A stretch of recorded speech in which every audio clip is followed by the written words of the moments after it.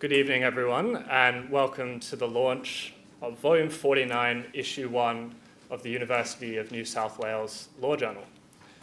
On behalf of the journal, I would like to begin by acknowledging the Gadigal people of the Eora Nation, the traditional custodians of the land on which we gather this evening. We pay our respects to their elders, past, present, and emerging, and extend that respect to all Aboriginal and Torres Strait Islander people joining us tonight. My name is Rowan Gray, and I am the executive editor of the journal. It's my privilege to welcome you to the launch of Volume 49, Issue 1, which is a general issue. I would like to welcome the Honourable Justice Craig Lenehan, who will be delivering the keynote address on the launch's theme, the day after, developing the law following landmark events. Before his Honour's appointment to the bench, Justice Lenehan led a long and illustrious career as one of Sydney's, indeed Australia's, leading barristers. His Honour has much first-hand experience of landmark events in the law, having appeared before the High Court in landmark cases countless times, including the same-sex marriage case, McCloy, Burns and Corbett, and NZYQ. NZYQ stands out as a particularly significant decision, having overturned the constitutional holding in Al-Katab, which was described by Justice Kirby in dissent as a tragic conclusion which the court would regret. While we may say now that His Honour's dissent was prescient, we would not be able to say so without the persuasive and effective advocacy of Justice Lenehan. We're very privileged and honoured to be joined by His Honour tonight. We are here tonight to celebrate all the people who have made this issue come to life. This includes our student editors, suppliers, cover designer, typesetter, UNSW Law and Justice staff, sponsors, peer reviewers, academics, and countless family and friends who have led us here tonight. Most importantly, we thank the authors of this issue, some of whom are here tonight, for entrusting the journal with your work. We thank you also for your work throughout our rigorous editing process, and we hope you are excited, as we are, to see your brainchild in print today. With the launch of this issue, the journal enters the second half of its first century.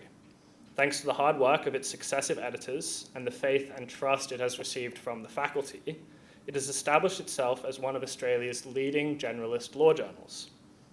It continues to be referred to by the High Court, intermediate appellate courts, and various courts of first instance across the country. It also firmly remains entirely student-run. Currently comprising 39 of the faculty's best and brightest law students, the editorial board is responsible for checking, double-checking, and triple-checking every footnote in every article published, leaving nothing out of place.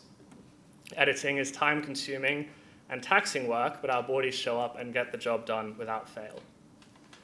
Tonight is also a celebration of the work of the editor of Issue 49.1, Grace Liao.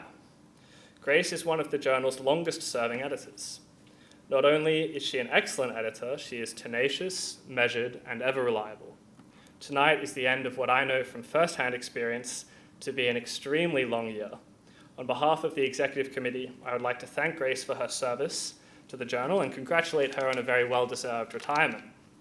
We are so proud of what you've achieved in this issue, and we're very excited to see what you conquer next in your career.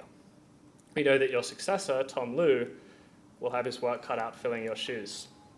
Thank you also to the UNSW Faculty of Law and Justice, in particular, our two sage and learned faculty advisors, Professors Rosalind Dixon and Gary Edmond, who are quick to remedy any pickle, and Professor Andrew Lynch, Dean of UNSW Law and Justice, who is here tonight and is an ardent supporter of the journal in all its missions. These launches are also an opportunity for us to acknowledge and celebrate the extraordinarily generous contributions of the journal's premier sponsors, Corrs Chambers Westgarth, Allens, Herbert Smith Freehills Kramer, and Mallisons. Without the support of our sponsors, the journal would not be able to maintain its status as one of Australia's leading academic law reviews. My thanks especially to Corrs for hosting tonight's launch. On a personal level, I'm extremely excited to be spending the twilight weeks of autumn at Corrs for its autumn clerkship, another example of the strong ongoing relationship between Corrs and UNSW. Thank you all for joining us tonight for Issue 49.1's launch. It is now my pleasure to invite Andrew Lumsden, a partner at Corrs, to speak on behalf of the firm.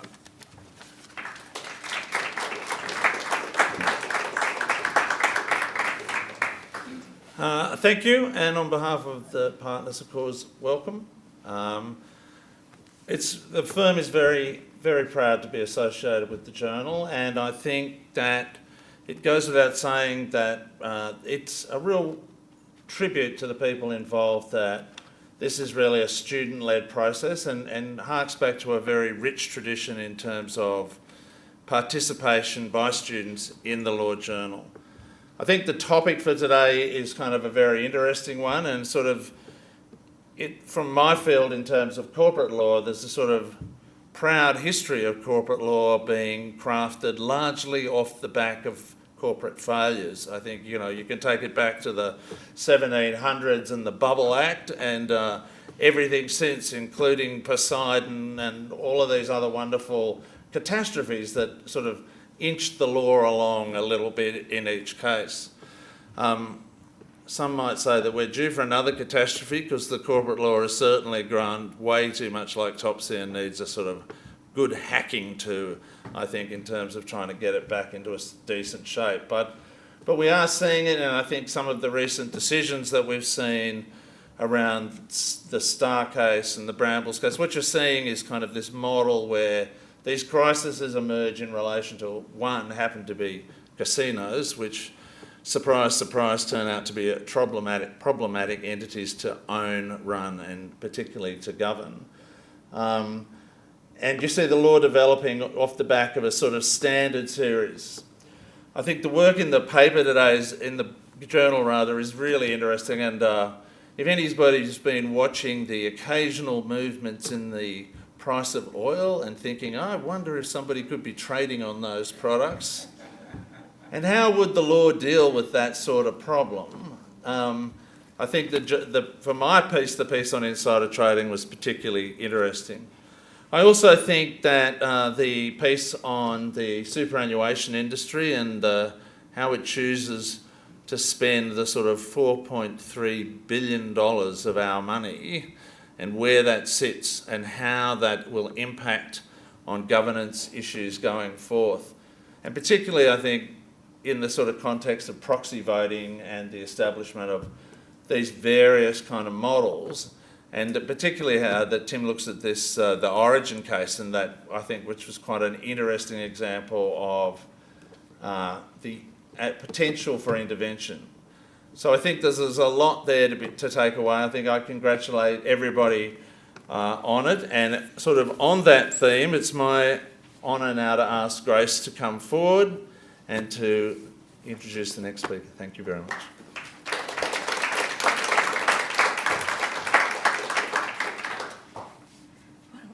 Thank you, Andrew, for your kind introduction. It is my absolute pleasure to welcome you all to the launch of issue 49.1 of the UNSW Law Journal. After all the issue editor speeches I watched last year, with deserved commemorations of the journal's 50th anniversary, I must admit, it is a bit weird not to begin my speech with the same. But I can hardly complain. As this being the first issue of the 51st year was pivotal to the development of the theme tonight, the day after developing the law following landmark events. Much like the journal must now prepare for the coming years, the law must reckon with the aftershocks of its major changes. Anne Carter begins the issue with her analysis of the 2024 High Court constitutional law term, a comparatively quiet period following the major precedential changes brought on by NZYQ and Van der Stock the year before. Harry Hobbs then relevantly looks to Indigenous state treaty making in Victoria, British Columbia, and Aotearoa, New Zealand. In Victoria especially, this follows the failure of constitutional reform on a national scale, but the successful passage of treaty making legislation at the state level.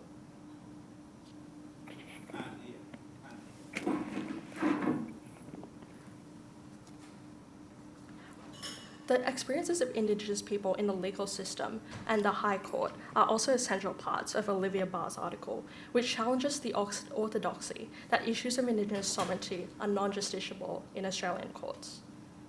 Patrick Hart and Juliet Overland examined the regulation of lawmaker insider trading in Australia and the United States, proposing reform to improve public trust. Tim Bowley also reflects on public confidence in the market through his article on superannuation fund governance.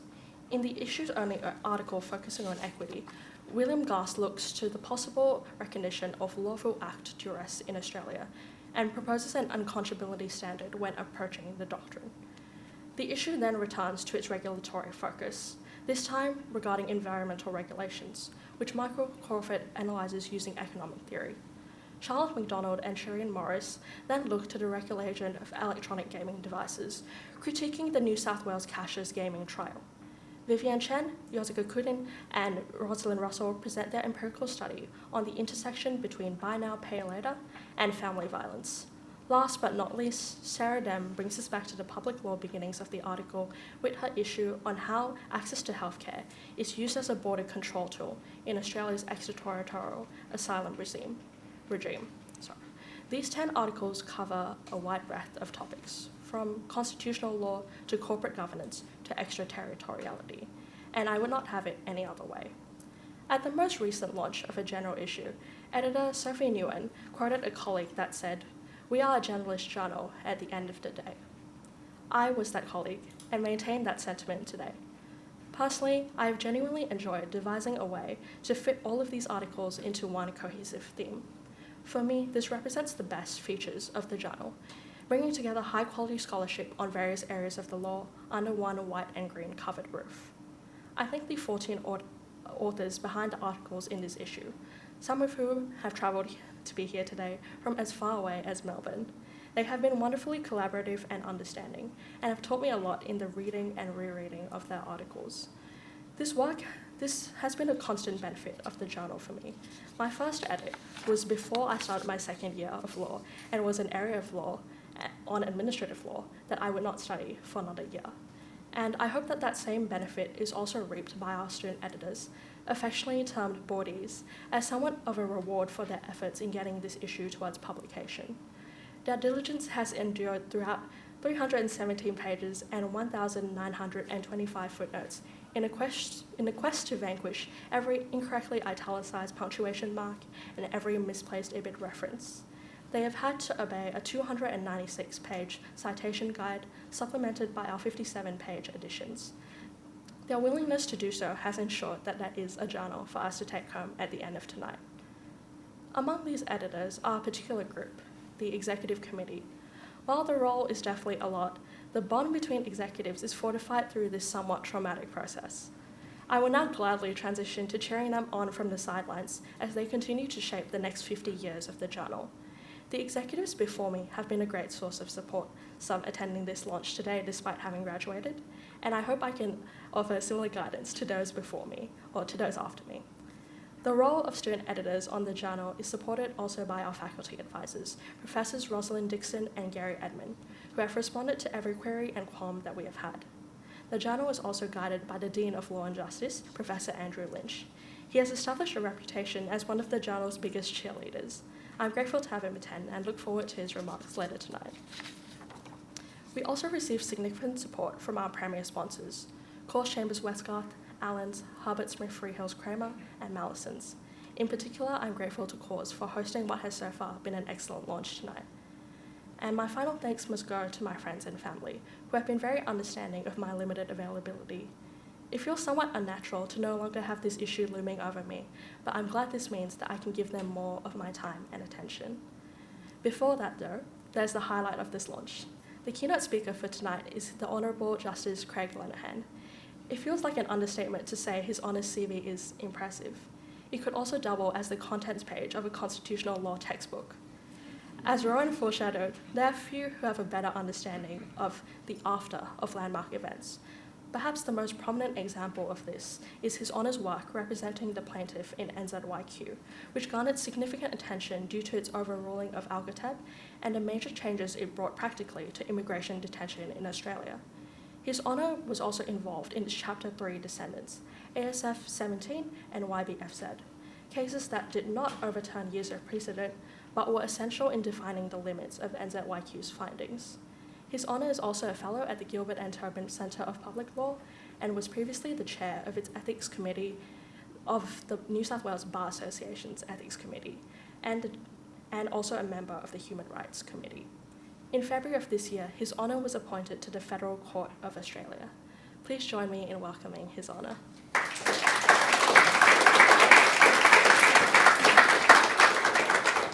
Thank you, Grace, and thank you, Andrew. Can I also start by acknowledging the traditional owners of the country throughout Australia and the land on which we gather today, the Gadigal people of the Eora Nation.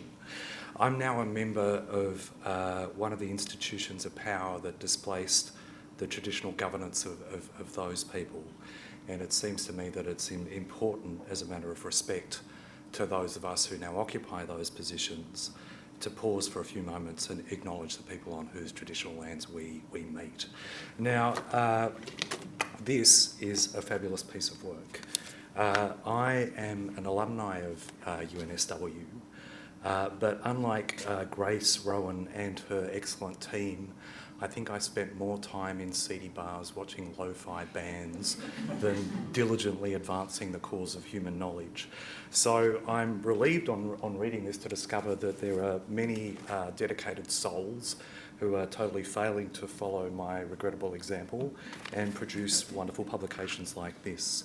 Now, as Grace said, I've been invited to, I think, say whatever I want to say, which is a really dangerous invitation, on the theme which is the day after developing the law following landmark events. And I'm going to take as my jumping off point Dr. Anne Carter's excellent paper. And Anne has given a great account, as Grace mentioned, of the 2024 High Court term. And she describes herself as riding in the shadow of two major constitutional decisions handed down in 2023, that is Vanderstock and NZYQ, which has already been mentioned. And as you've heard, that is a little bit of a happy place for me. They were both two of my wins, if you like, in my former life at the bar. And as Anne has noted, perhaps 2024 then came as a little bit of a come down because she describes going from those moments of great rupture in terms of constitutional doctrine to something that I think she regards as a little bit more anodyne.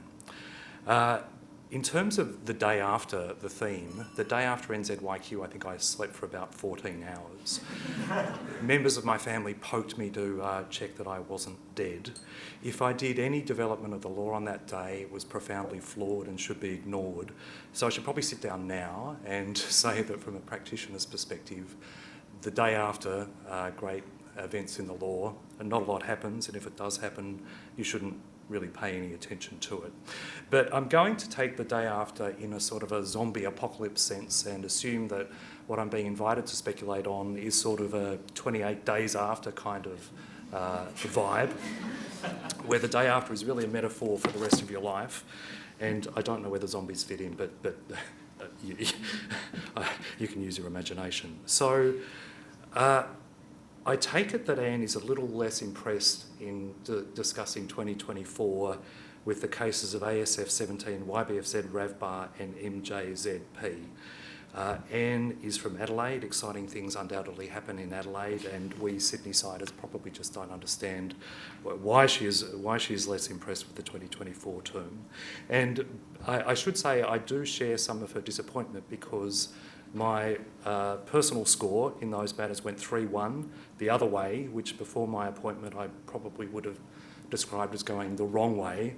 But happily now I'm above all things, and in that serene air of judicial detachment, I can step back and consider how all of that should be really understood in terms of constitutional doctrine. So I'm going to start by just reminding you of what was actually decided in NZYQ. It further clarified the holding in Chu Keng Lim and made clear that analysis now ordinarily requires asking what I think are really four questions. The first question is the challenged power in the Commonwealth statute prima facie punitive by default? And so things like detention and exile have been said to fall within that category. If it does it have an identifiable non-punitive purpose? And if the answer to that is yes, is that non-punitive purpose legitimate, being a purpose which is compatible with the constitutionally prescribed system of government?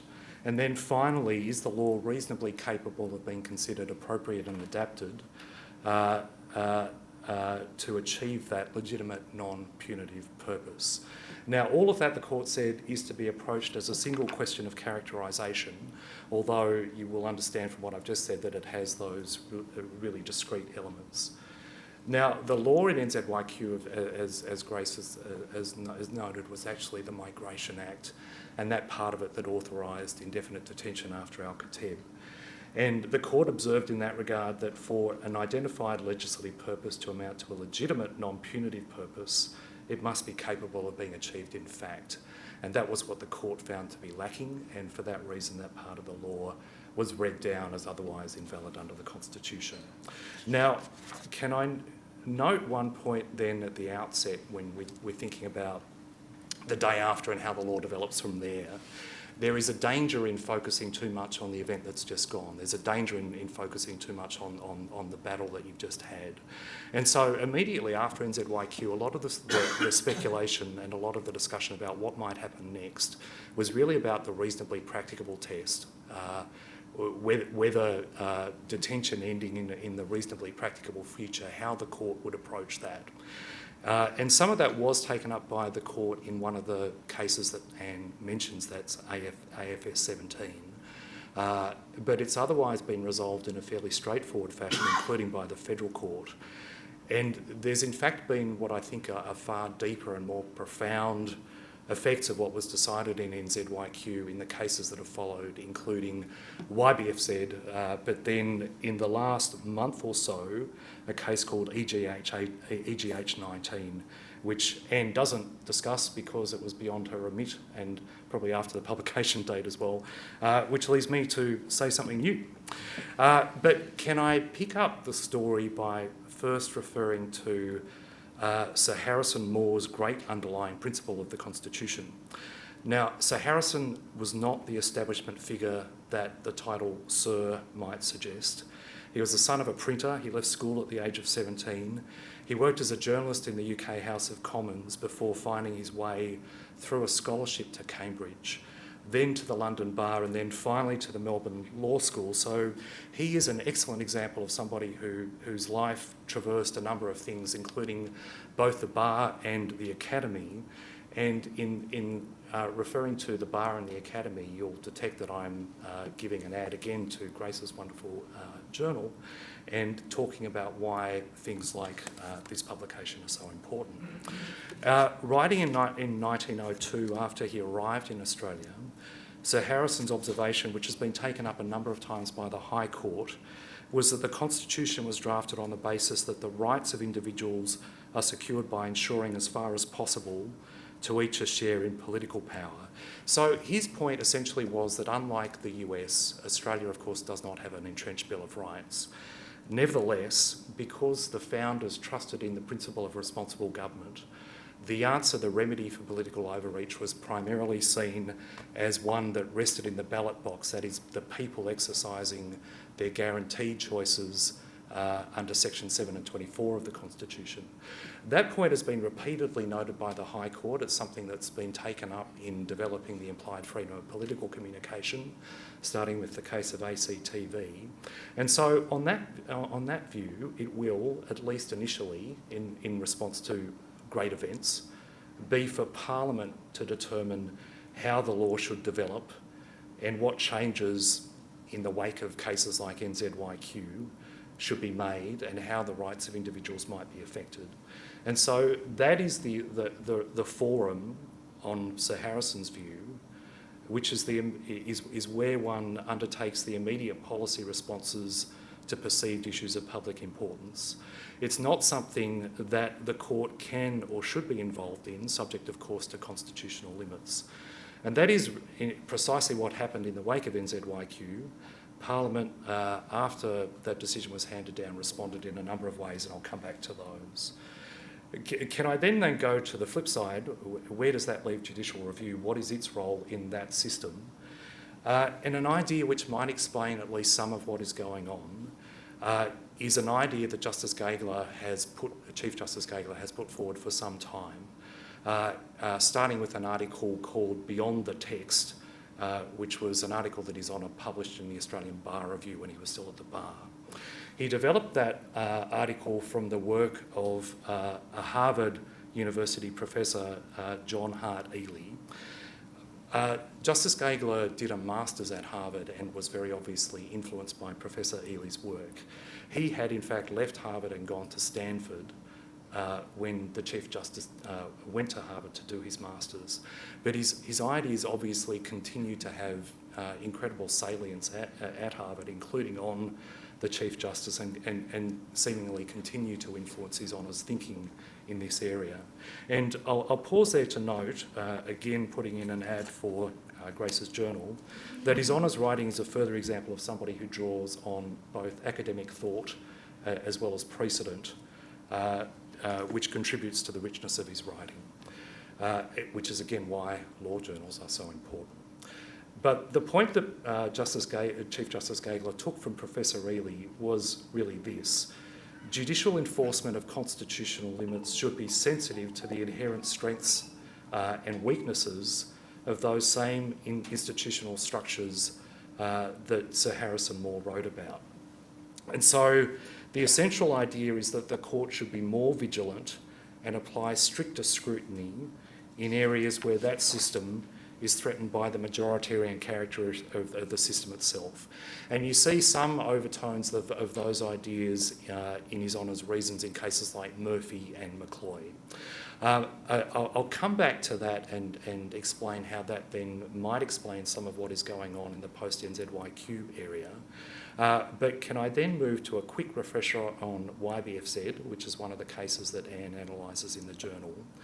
It involved what I've mentioned before, that is the regime that Parliament introduced in the wake of NZYQ. That was done by both by way of statute and also by the executive regulations. And the challenge in YBFZ involved a challenge to the regime that provided for a particular kind of visa called a bridging removal pending visa. The point of giving that visa to people was not to give them some sort of rights. The point of giving that visa was in fact to impose conditions on their continued presence in Australia. And the person could do something about those conditions by making representations to the minister, but they could only do so after that exercise of power had happened, after the visa had been imposed on them, and after those conditions attached to the visa had also been imposed. Even then, even if the person made representations, the regulations required the minister to impose a monitoring and a curfew condition unless the minister was positively satisfied that it was not reasonably necessary to impose that condition for the protection of any part of the Australian community. And so there was effectively an exclusion of procedural fairness at the outset of that process, although it had a later phase where one could make those representations and could, at that stage, obtain some measure of procedural fairness. The conditions were otherwise automatically applied, and unless a new visa was granted by the minister, they operated for a period of 12 months. Now, against that background, when it came to argument and the NZYQ analysis that I've gone through the steps of before, the Commonwealth had considerable difficulty identifying the putative purpose. There was a submission that effectively it was the protection of the Australian community generally, but it was difficult to identify exactly what that protection was from, what harms the regime was applying to. Before the court got to that, there was a question as to whether LIM even applied to that sort of regulation. And the Commonwealth contended that it was in fact a more limited constraint concerned only with detention, and these conditions were really concerned with a curfew and electronic monitoring, which was done by way of ankle bracelet. Before NZYQ, there were seeds in the jurisprudence which suggested that it did go beyond detention. And so in cases like Alexander and Benbrika and Jones in the Commonwealth, it had been held that it applied to the example of exile. It wasn't at all clear how much further it went. So one step which was taken in YBFZ was to recognise that detention and deprivation of citizenship, that is exile, were really just instances of a wider category of detriments, which by reason of their nature and severity warrant prima facie characterisation as penal or punitive, which then brings in the rest of the NZYQ analysis. And as Anne points out in her article, one plank in the reasoning in getting to that conclusion was an appeal to constitutional values, which has been a little bit of a theme in the High Court's jurisprudence lately, which their honours trace back to Blackstone. And that value was articulated as being protection of human life from arbitrary capital punishment, protection of bodily integrity from arbitrary corporal punishment, and protection of liberty from arbitrary detention. And I'll come back to the relevance of arbitrary in that formulation. It's something that Justice Jago has taken up in particular in EGH 19. Those values were said to be grounded in the common law and constitutional tradition, especially the compact between the individual and the state. But one of the points that Anne notes in her article is that there wasn't an expansive discussion of what that relationship was and how those values were more precisely identified. And she picks up on a critique made by my now colleague Justice Stelios when he was a professor at ANU, who made a similar point and in fact got into a dialogue with Justice Gagler, and I'll come back and explain that a little later. But in any event, the monitoring condition and the curfew condition were held by the majority to constitute detriments within that category, that is, they were prima facie punitive. And then because the Commonwealth was unable to articulate a clear purpose for those detriments, the fundamental difficulty was found to be that the protection of every part of the Australian community from any harm at all was a concept of such elasticity that it is not necessarily inconsistent with the imposition of a form of punishment. Now, their honours were therefore able to stop it off at effectively the second or the third inquiry that I noted before when I was explaining NZYQ. They also then went on to make some obiter observations about the later part of the test, but none of that needed to be resolved for the purposes of the decision, although it did when their honours came to the next iteration of the scheme in EGH 19. Before I leave YBFZ, can I just note, without explaining it at all, that Justice Edelman has different reasoning, which has its early roots in his honours' observations, which are in fact included in the unanimous judgment in NZYQ. There is, I should explain that, NZYQ is one judgment, but in the middle of the judgment you'll find recorded unusually the separate reasoning of Justice Edelman, and it's apparent that his honour takes a different path to the remaining members of the court. And he develops that in YBFZ, he further develops that in the latest iteration, EGH 19. It is a deeply interesting and profoundly different form of reasoning, but not one that I'm going to explain at all to you tonight. You'll have to read it. The dissentients were Justice Stewart and Justice Beach-Jones, and their honours' reasoning intersects with some of the threads that I've just been picking up. So in Justice Stewart, you can see a concern that might cohere with the point that I made before about Sir Harrison Moore. In his honours' view, what is being done by the majority does in fact amount to a judge-made form of a Bill of Rights. And echoing some of Anne's implicit criticism in her article, his honour also warns against an approach premised on discerning constitutional values, and he refers to them as highly generalised, undefined and abstract concepts that would inevitably mean very different things to different people and to judges. That I think is, and I'll explain why, addressed in the decision that follows, but his honour's contribution is important, and it is a point that is legitimately made. Justice Beach-Jones also emphasised that not every form of hardship or detriment imposed by the executive constitutes punishment, specifically invoking parliamentary sovereignty in aid of that proposition. And so again, that seems to have in mind Sir Harrison's great principle of the Constitution, the other systemic aspect to the protection of rights that I mentioned before. So that then brings me to EGH 19, which is the case that you won't find discussed in Anne's article, and so everything I'm about to say is new.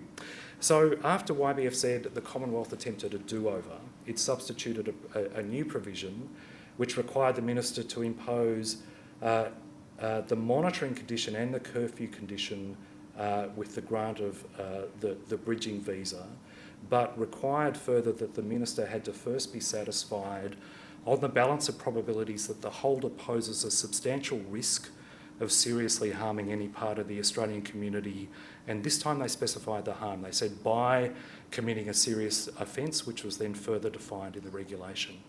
Then they imposed a further condition on that. The minister had to be satisfied on the balance of probabilities that the imposition of the condition is reasonably necessary and reasonably appropriate and adapted, so picking up on the very language that the court had used in YBFZ and NZYQ, for the purpose of protecting any part of the Australian community from serious harm by addressing that substantial risk. And so that can be seen to have a far more clearly identified legislative or regulatory purpose. And unlike the earlier provision, it involved conditions that weren't imposed by default. The minister had to positively reach those states of satisfaction for the imposition of those conditions. But like the YBFZ scheme, it remained the case that those conditions, if they were imposed, operated for a one-size-fits-all period of 12 months, and it remained the case that there was no obligation on the minister to afford procedural fairness before granting the visa and effectively imposing those conditions. Again, the High Court held that that was invalid, and the way in which the judges split reflected the YBFZ split, but with further splits. And so Chief Justice Gageler and Justice Gleeson wrote together. Justice Gordon, Justice Edelman and Justice Jago all also found that the regulation was invalid, but they all wrote separately. And Justice Stewart and Justice Beach-Jones again dissented. And despite that lack of uniformity in the reasoning of the majority, I want to suggest that there's at least one area of commonality amongst 4 of the majority judges. And I want to also suggest that that does take up Anne and Justice Stelios's challenge to more explicitly articulate how underlying constitutional values inform the analysis. And they do that in a way that seems to me distinctly Elian, Justice Gageler's article and Professor Ely's analysis in its approach. And can I try and demonstrate that by taking the majority judges out of appearance, or out of order of appearance, and starting with Justice Gordon. Her Honour approached the issue differently to all members of the court. She would have cut the inquiry off at either the first stage or the second stage of the NZYQ inquiry. Her Honour considered that the provisions did not have any legitimate non-punitive purpose, notwithstanding the attempt, as I've noted, to tie what was done in the scheme far more concretely to a risk of harm. In a view that she's expressed in a number of dissenting sets of reasons, Her Honour said, whereas here the purpose of depriving a person of their liberty or interfering with their bodily integrity is the protection of the community from harm, the relevant harm has to be both grave and specific for that purpose to be legitimate, remembering that you have to have both a non-punitive and a legitimate purpose. Now, that involves a deliberately narrow approach to the purposes which are capable of displacing the default characterisation of detention and other forms of detriment on liberty as punitive. They must be, in Her Honour's view, truly regarded as exceptional. And I think the way to understand what Her Honour is saying in that reasoning needs to pay attention to what Her Honour had decided earlier, including in cases like Garlett. Her Honour there discusses 2 fundamental values or rationales which Her Honour sees as underpinning the separation of powers. And that is, first, the judiciary is the protector of liberty, and second, Her Honour sees that there is an interrelated rationale of protecting the judiciary's independence. And so much of Her Honour's reasoning is premised on the idea of the need to be vigilant to protect against laws that are corrosive of those values. And so Her Honour's essential point is that those values can't simply be set aside in the interests of expediency for some sort of common good, and that an overly expansive approach to what I'll call the exceptions in LIM really does just that. And so that has echoes of Professor Ely's point taken up by Chief Justice Gageler about vigilance. Because if you approach permissible, legitimate, protective purposes in an overly broad and abstract fashion, claims about the need for protection of the public can justify large incursions on liberty in respect of almost any person whenever they're felt to be expedient for a particular policy end. And if you stop and think about it, we all pose in some respects some sort of broadly defined risk to one another, whether that be through driving or, in my case, singing, which is not recommended that you encourage me to do.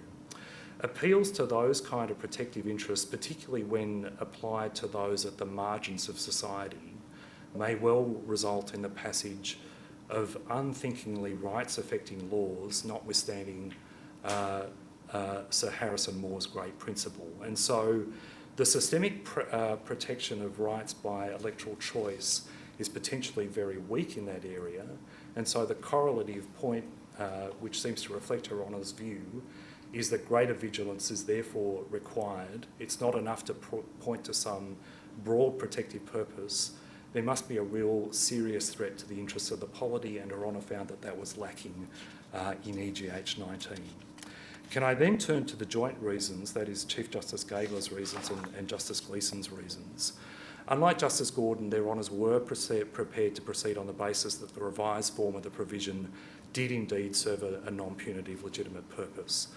They still found that it was invalid, and the reasoning is extremely interesting. It's again explained in terms of the constitutional values that are safeguarded by the LIM limitation, and was said to require attention to the relationship between the individual and the body politic of the Commonwealth. Chief Justice Gageler has been making a similar point for some time, saying that that idea is inherent in the LIM principle. And now there is at least one other member of the court, Justice Gleeson, who has explicitly agreed with that analysis, and I'm going to say that one can also see that in Justice Jago's reasons. Under that view, the relationship between the individual and the body politic is the relationship inherent in what was described by their honours as a constitutional paradigm, which posits the imposition of penal or punitive detriment only in three cumulative conditions. So one is by a court, two is in the exercise of judicial power, and three is in the performance of the exclusively judicial function of adjudging and punishing criminal guilt.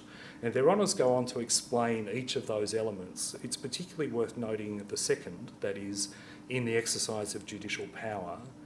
That means that a relevant detriment is imposed only as the adjudicated outcome of a controversy about an existing legal liability through the application of the relevant law to the facts and in proceedings in accordance with the judicial process. And that last part of it brings with it things like procedural fairness, because when a court comes to exercise judicial power, their honours said, procedural fairness is an indispensable element of it.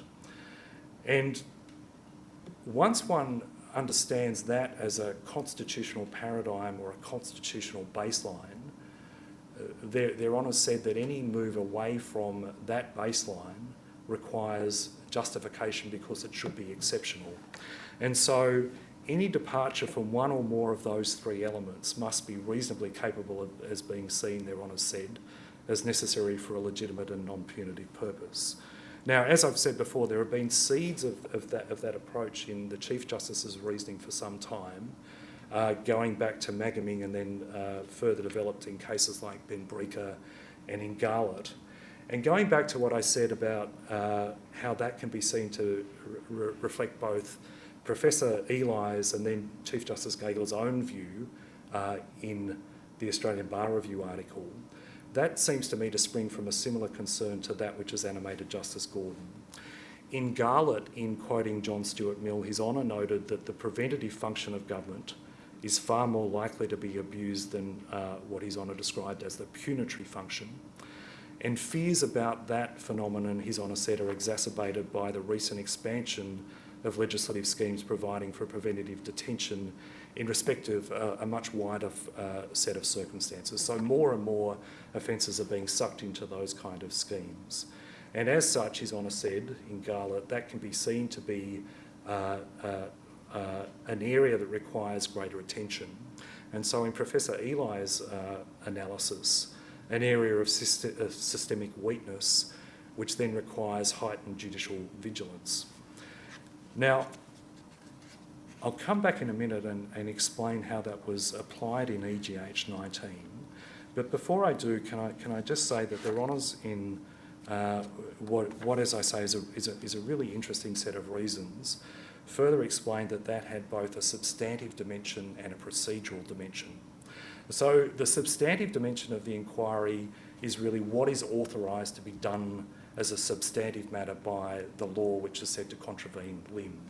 And so you look at the nature and severity of the detriment, and that can be no greater than is reasonably necessary to achieve the relevant, legitimate, non-punitive purpose. But there's also, Their Honours emphasised, and this was in fact dispositive in EGH 19 as far as Their Honours were concerned, a procedural dimension, which they said is no less important. And so a law may not be reasonably capable of being seen as necessary for a relevant purpose if the manner in which the law authorises the detriment to be imposed departs from the constitutional paradigm in a way that's not reasonably capable of being seen as necessary for the purpose. And Their Honours explained that by referring to the two cases in which a Commonwealth law had been found to validly authorise the imposition of preventative detention, that is Mowbray and also Benbrika, or rather a form of detriment that may amount to punishment. And in each of those cases, the Commonwealth law in question pursued that purpose by conferring federal jurisdiction on a court to order those preventative restrictions on liberty in the exercise of judicial power. And so the extent to which they departed from the three-part constitutional paradigm was really only a departure from the third element. Though authorised to be imposed by the court in the exercise of judicial power, the detriment wasn't authorised to be imposed in the performance of the adjudging and punishing of criminal guilt. So it was only in that respect that it departed from what Their Honours labelled the constitutional paradigm or baseline. EGH 19, in contrast, failed in both, in Their Honours' view, both in the substantive and the procedural dimension. In terms of the substantive dimension, Their Honours said that the fixed duration of the operation of the monitoring condition and the curfew condition, you'll remember that I said that it applied no matter what for 12 months from the date of grant of the bridging visa, irrespective of whether it was reasonably necessary for the entirety of that period. That was a substantive departure, Their Honours said, from the constitutional paradigm, and that meant that it failed the test of reasonable necessity to achieve the identified purpose of imposing those conditions. But Their Honours also said that there was an important procedural dimension, and that is the point that I made before about the exclusion of procedural fairness. There was some discussion of that in YBFZ, but Their Honours saw a more fundamental difficulty, and that is the point that I've made before. That is, in an administrative context, it's possible to depart from procedural fairness. In the context of a scheme involving judicial power, it isn't. And so the point was that because procedural fairness can and was excluded in this scheme, whereas the comparison, and Their Honours had in mind another scheme which was introduced at the same time as the YBFZ measures, which did involve a court, that comparison revealed that there had been a procedural departure from the constitutional baseline in a way that again meant that the regulations failed the test of validity. That leaves me with Justice Jago, and Her Honour gives a really cogent and useful description not only of the limb principle, but of many of the bedrock principles that provide the landscape for the entire Chapter 3 discussion. So that is boilermakers and cable as well as limb. And she situates all those principles in the context of a somewhat differently articulated constitutional value, which she sees as underlying the area. She describes that as an imperative value, and she says that that informs all of those doctrines underpinning Chapter 3. And you'll remember that I emphasised that in YBFZ the court was keen to talk about arbitrary interference. And so the way in which Her Honour articulates her imperative value is that it is to ensure the protection of life, liberty and bodily integrity from arbitrary interference, and Her Honour was careful to emphasise on the flip side that those principles are concerned with that thing, that is arbitrary interference rather than any form of interference. And it seems that she, like the authors of the joint judgment, sees that as informing the paradigm examples of permitted interferences which will pass Chapter 3 muster. And she gave the examples that are ordinarily imposed, which have been found to be valid under Chapter 3, that is detriments by a court as an aspect of judicial power to determine and punish for criminal guilt. So it seems to have in mind the same three aspects that Chief Justice Gageler and Justice Gleeson pick up as involving the essential characteristics of the judicial process. And Her Honour makes clear there is no difficulty with those. They are not arbitrary interferences with liberty. But once one moves away from those bedrock examples, justification is required. And applying the test from NZYQ, which Her Honour described as the single characterisation inquiry, Her Honour found consistent with, I think, Chief Justice Gageler and Justice Gleeson, that the measure here was not appropriate and adapted to a legitimate non-punitive purpose, and therefore it was invalid. And like the joint judgment, Her Honour focuses in particular upon the characteristic of procedural fairness. Now, I'm not on the back of all of that going to make bold predictions about where those developments traced back to NZYQ will ultimately lead. I will say that the related cable doctrine seems likely to be the next area of the High Court's focus. My point, if I really have one, is that one needs to look a bit deeper than the earth-shattering asteroid event to understand, and by understanding potentially influence, the way in which the law develops. So to return to my sub-theme about the excellence of law journals and dialogue between the profession and the academy, I mentioned before that Chief Justice Gageler has been developing his thinking in this area over a number of cases, starting with Magaming and then in Vella and Garland, and now with Justice Gleeson in EGH 19. Part of the development of those ideas involved, as I've said, the influence of some academic writing of Justice Stelios when he was at ANU prior to his appointment, and writing in a book which is close to all of your hearts, which is Ros Dixon's excellent book about Australian constitutional values. And like Anne, Justice Stelios suggested that some of the court's discussion of values and associated ideas regarding the relationship of the individual to the state were potentially open to a number of competing interpretations. And the provocation that is unopposed is what vision of the state and what vision of liberty, what precise articulation of those values was involved. Chief Justice Gageler responded to that provocation, as James described it in Garlett, and he and Justice Gleeson have now further developed those ideas in EGH 19. And all of that illustrates some of His Honour's concluding thoughts in the article that I've now mentioned a number of times, his Australian Bar Review article. And I'm going to end with a passage from a beautiful passage from that article, where His Honour said, "Constitutional law is not like a flower or a tree. It doesn't exist as a thing in nature. It exists within the collective imaginations of those who practice and administer it." And His Honour drew an analogy with what had been said in Yorta Yorta. He went on to say, "Unless we are to reduce to the randomness of the single instance the lessons provided to us by the thousands of constitutional cases decided over what was now more than a century of our national development, we need some organising principle. We need at some level explicitly or implicitly to place them within a larger narrative and to give them some sense of purpose. We need to ask not only how, but why. And that is what I think one sees in this developing area of the law, both in the majority and, as I've said, in the dissenting judgments. We are all part of that larger developing story, and our participation in that narrative is very much assisted by publications like the Law Journal. It assists us both in the area that I've been speaking about and in all of the other seriously interesting topics covered by the other 9 authors in the journal to understand the why. Thank you very much for your attention. It's been a pleasure to speak.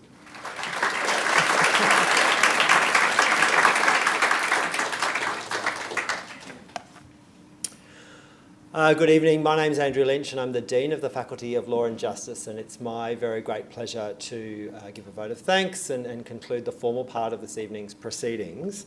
I was really struck by the theme of the day after, Grace. I think it's a really brilliant one, and although you said you're coming at the end of the first 50 years of the journal and starting the next 50, I can't believe no one thought of this theme before. It's so appealing. And as the wonderful keynote address that we've heard tonight illustrates, the idea of the theme draws our attention to law's dynamism, its many complex influences, and the fascination that creates. I was also thinking that, because I think in tangential ways, but several years ago under a different Vice-Chancellor, UNSW adopted a tagline or a slogan which many of my colleagues took exception to, which was "Never stand still." And they didn't like that because they said people who don't stand still don't think, and we're into thinking, we're for thinking. But really, reflecting on the theme and also the remarks of the keynote, it's probably one that we should have been more open to embracing, because law itself never stands still. And the idea of the day after a landmark event in law is one perhaps that we've not turned our minds to as much. That does lead me to reflect on the remarks tonight of His Honour Justice Lenehan and to thank him for them. I did particularly enjoy the description of the 24 hours after a landmark case such as NZYQ, and that in fact one actually does stand still and may in fact be so exhausted as to be almost comatose. But then events keep coming, and things from Parliament and litigation in the court ensures that there is no stasis after a significant moment, such as a case even as big as NZYQ. I really want to thank His Honour for giving us then a very forensic account, really, of the developments since that case, and particularly, I think, useful for students in federal constitutional law in this term who may be sitting an exam on these topics. I was recently in conversation with one of our colleagues, Ash Barnes, just at the coffee shop yesterday. So I felt suitably primed to follow along with much of the case law that was described. And also, of course, some of the classic texts, including Harris and Moore's and Chief Justice Gageler's, which is extracted at great length in the Blackshear and Williams book as a pivotal text, I think, written extracurricularly, which is key to understanding, I think, a lot of the debates in the current High Court. But then I also reflected, actually, and if I can be a little personal for a moment, on the days that aren't landmark at all, the days that could be described as slog, or of chipping away in changing the law. And that made me think about the very first time that I met His Honour, which was at an entirely unremarkable hearing of the Senate Constitutional and Legal Affairs Committee back in about 2005. He's looking at me blankly. He has no recollection. It was such an insignificant moment in his life. But I had newly arrived at UNSW from a law school which didn't really engage in law reform or submissions about the state of the law. I think with newfound confidence at the sort of ferment of working in the Gilbert and Tobin Centre of Public Law, I made a very short submission on a wholly unremarkable piece of anti-terrorism legislation at that time, which I think was about the taking of evidence via video. And it happened, I think, a bit in the silly season. It may well have been at the end of the summer holidays. In the end, only 2 expert witnesses were called. Only one of them was an expert, and that was Justice Lenehan. And it was the first time I'd have actually fronted a parliamentary committee. I was all by myself. I didn't really know what to expect. I certainly learnt what one can expect from going and talking about law reform to parliamentarians. But it was a great example of showing up and not leaving things just to go through the keeper. And in terms of, there's the day after the landmark case, but there's many days before those moments or those landmark events in the law, which calls for vigilance. And it calls for, I suppose, always staying true very much to a mission that we think about at UNSW, which is that concern for those on whom the law bears harshly and contributing, I suppose, to law's development. Small laws leading to bigger issues and problems for those who may be subject to them. So it was a delight, Your Honour, to hear your remarks tonight and to think about meeting you 21 years ago and your living greatly in the law in the many years since. And we congratulate you on your relatively recent appointment to the bench and look forward to that, paying attention to that stage of your career to come. As is traditional, I have a few more other thank yous, including those that have already been voiced. But of course, we must thank Corrs, our wonderful hosts for this evening, and thank you, Andrew, for welcoming us. Corrs is a terrific friend of the Faculty of Law and Justice at UNSW. And I remember when they joined the Gang of Four, the premier sponsors of the journal, memorably held in the Botanical Gardens, because I think you were moving into these magnificent premises. And your addition to the journal supporters is something we're very proud of, and we're so glad to have your support, which is so instrumental into the work of that our students do in producing this very fine and prestigious publication. I also particularly want to acknowledge my colleagues Ros Dixon and Gary Edmond, and Ros particularly over here, who has served I think for 10 years as an academic advisor to the journal and is shortly to conclude in that role and has performed a magnificent service and mentorship to so many in the journal. And Ros, thank you. It's been very special for you to be so involved. And lastly, of course, I come to the Rowan, the executive and the boardies as a group. Congratulations, you've done it again. An issue has appeared. There's only been one launch ever where the issue wasn't here, but it came the day after. And so well done, everybody, on producing the journal. But obviously, Grace, this is your night.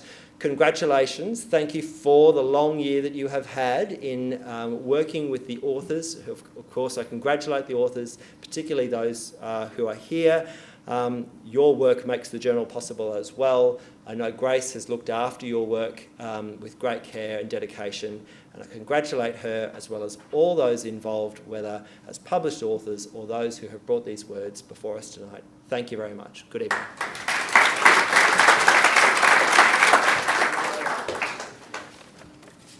Thank you, Andrew, for that vote of thanks. And thank you, Justice Lenehan, for your very informative and fascinating keynote address. I am one such student taking federal constitutional law this term, so I feel I'm very well placed for that exam in a couple of weeks. Before I conclude tonight's proceedings, I would like to make one final acknowledgement and thank you, and that is, as Professor Lynch has just foreshadowed, earlier this month, Professor Rosalind Dixon elected to step down from her position as one of the journal's faculty advisors, bringing an end to a decade of service in the role.